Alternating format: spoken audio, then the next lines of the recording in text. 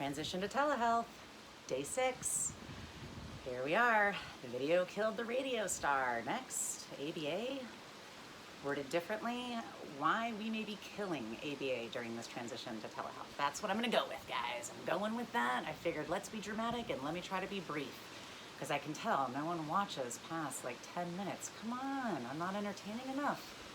Guys, what? We didn't expect that we would all be watching some weird girl in her backyard talk about transitioning to telehealth. All right, guys, so what have I been hearing? Why did I go with this dramatic title? I have been hearing a lot of people saying that when they're looking online right now about telehealth, they're seeing a lot about funding provider requirements. And I think one quote today was, it's just all about billing guidelines. And I think there's a general consensus that even if staff know what to do, they may not necessarily know how to do it. All right, so that's what I'm going to touch on in this transition to telehealth webinar. So when I thought about that, I thought, all right, what are my top 3 reasons why I'm worried that telehealth may kill ABA? Time, and time.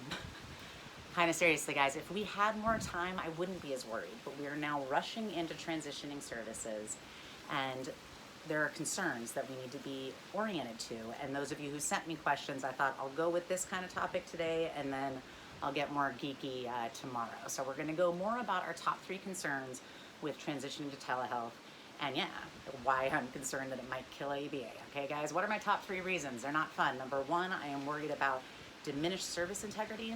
I'm also worried, number 2, about poor quality outcomes. And number 3, how that diminished service integrity and the quality outcomes decreased are going to potentially negatively impact future funding for ABA. Those are my top 3 concerns, all right? The quality of our service, the outcomes of poor services, if they do get more poor, and how that's going to impact future funding. I think those 3 things need to be at the forefront of absolutely every conversation we are having about ABA and telehealth right now, all the time. Is it still high quality service? Are we looking at good outcomes still?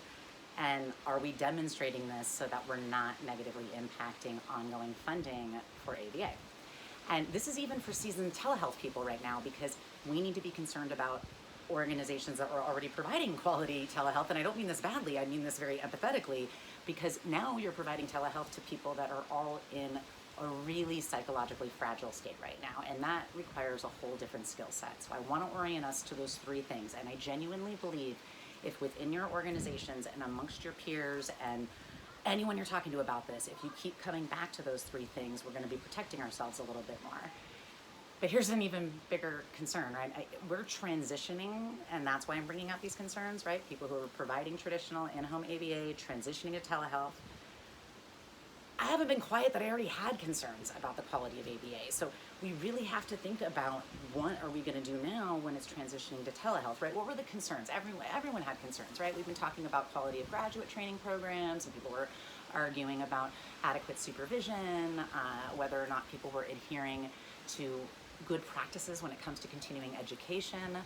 We recently had a publication accepted in the Behavior Analysis Practice Journal, and it was a survey, and a large number of BCBAs reported that they were receiving minimal to no support when they were launching their first client with severe problem behaviors as a BCBA. That was before the transition to telehealth. So here we are now, and I'm going to make it simple. Come back to those 3 things. Come back to the quality of your service provision, the quality of the outcomes, and always consider is how what you're doing right now impacting the future funding for ABA for that individual, who hopefully won't need it because you're doing such a good job, but for the field on a whole, all right? So some practical strategies to kind of come back to this, those 3 things, is I think in every conversation right now, we need to be breaking things down on 2 different levels.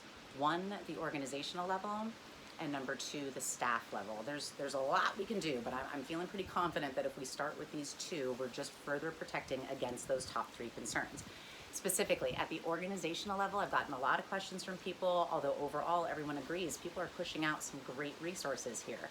You need to check them out, okay? And you need to make sure, even if you're a BCBA, that you are communicating with the organization and the leaders, and you're clear that these primary things are in place right now at the organizational level as you're transitioning to telehealth. What are those three things? Those are the appropriate required policies and safeguards. Those are the necessary systems for training practitioners. I hesitated because I'm going to come back to that. I'm at the organizational level, not the staff level. So when I say the organization needs to have this, it's that the organization needs to have the appropriate systems for training practitioners. Those, actually I didn't mean three, it's two. Sorry guys, long day, but I'm doing good. I'm being more direct, right? Come on, direct and short, direct and short. That's what you want. Here I go. Organizational level, required policies and safeguards, and the necessary systems for training practitioners, all right? Sorry guys, the wind is here, so my eyes are getting all. It's not that I'm touching my face though. I've gotten better about that. Hair out. Okay, at the staff level, guys, no matter how many structured systems you have in place, and I love that I'm seeing that, people are breaking down sessions, here's what you do in the first 5 minutes, the next 10, here's how you revisit assessments, here's how we're breaking down parent education, here's how we're doing, that's great.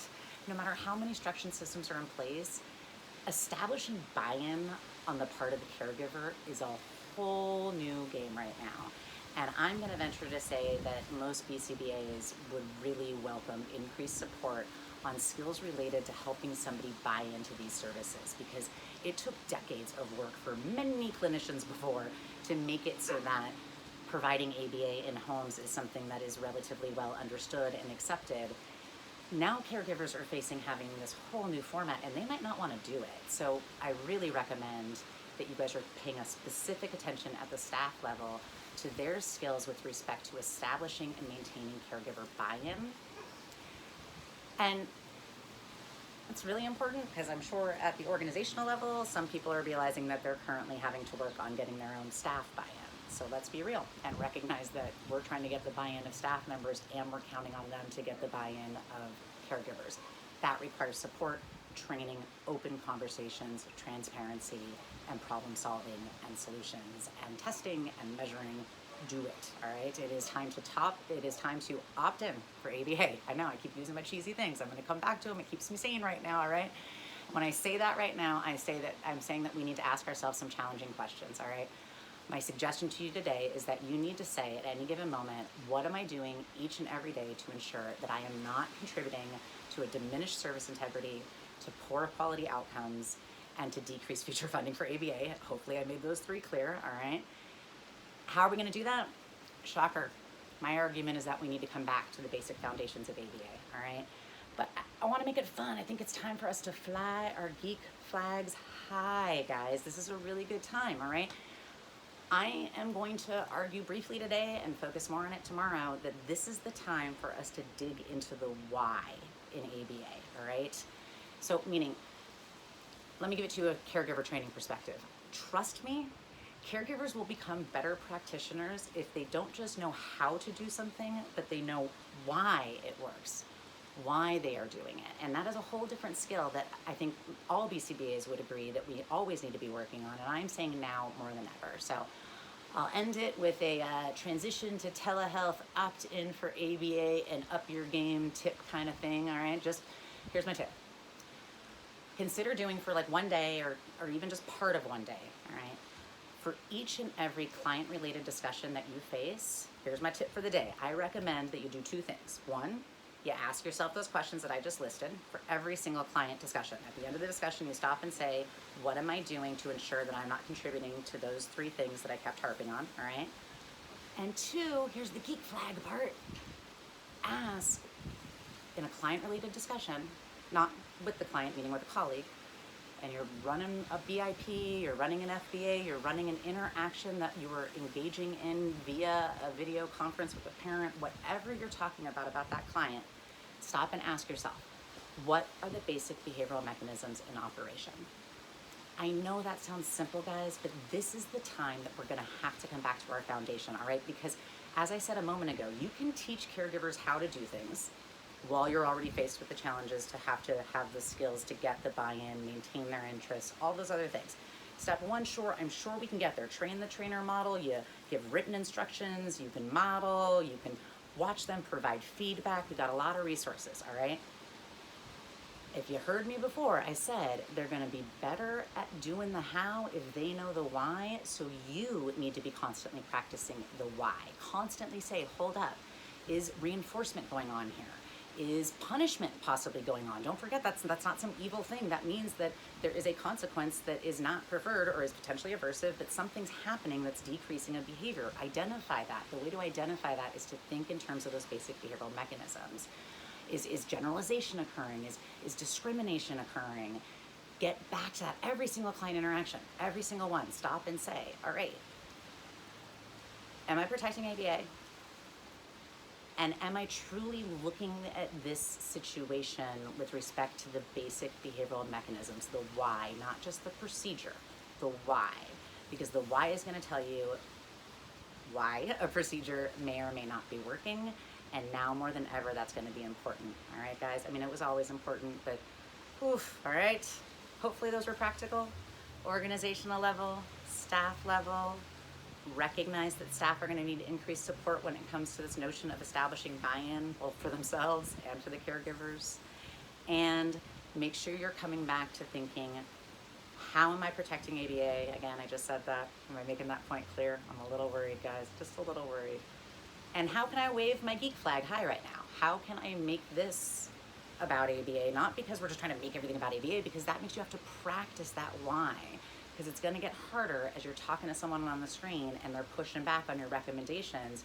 You're going to need to be able to explain your rationale, and that's what the science gives us. All right, guys, hang in there. Sending my support as always. Can't wait to talk again, because we're going to still be transitioning, because this is exciting. Yeah. Thanks, everyone.